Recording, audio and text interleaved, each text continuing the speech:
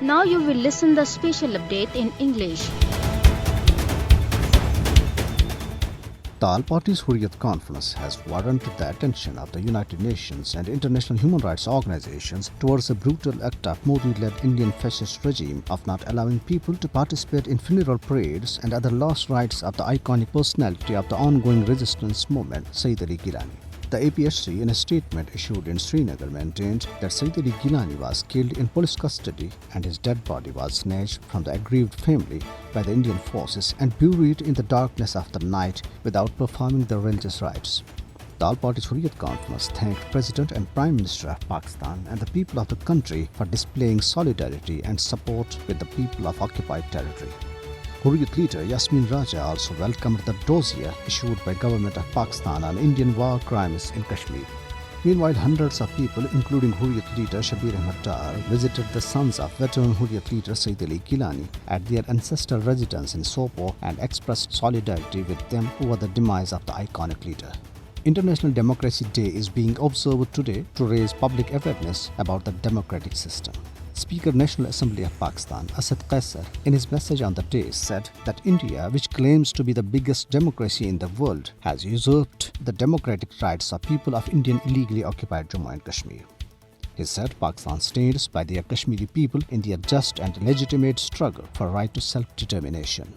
A report released by Kashmir Media Service deplored that when the International Day of Democracy is being observed all around the globe today, India continues to violate all democratic norms in occupied Jammu and Kashmir.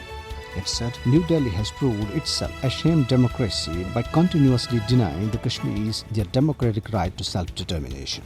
The Organization of Islamic Cooperation (OIC) has urged the United Nations Human Rights Council to address the human rights violations of the people suffering from long-running disputes in Jammu and Kashmir, Palestine and Myanmar.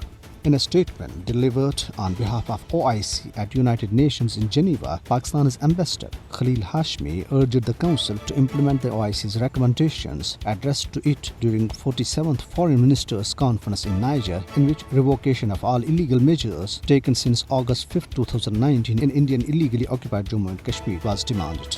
He said, "We remind the international community of its obligations to ensure the implementation of United Nations Security Council resolutions on Jammu and Kashmir in fulfillment of the rights of the Kashmiri people." Kashmir Institute of International Relations Chairman Altaf Hussain Wani, virtually addressing the 48th session of the United Nations Human Rights Council going on in Geneva, urged the Council to make India accountable for the war crimes being committed by its forces in occupied Jammu and Kashmir. Pakistan's Foreign Minister Shah Mehmood Qureshi has said, present fascist Indian government is inflicting atrocities on Kashmiris and entire Muslim community in India.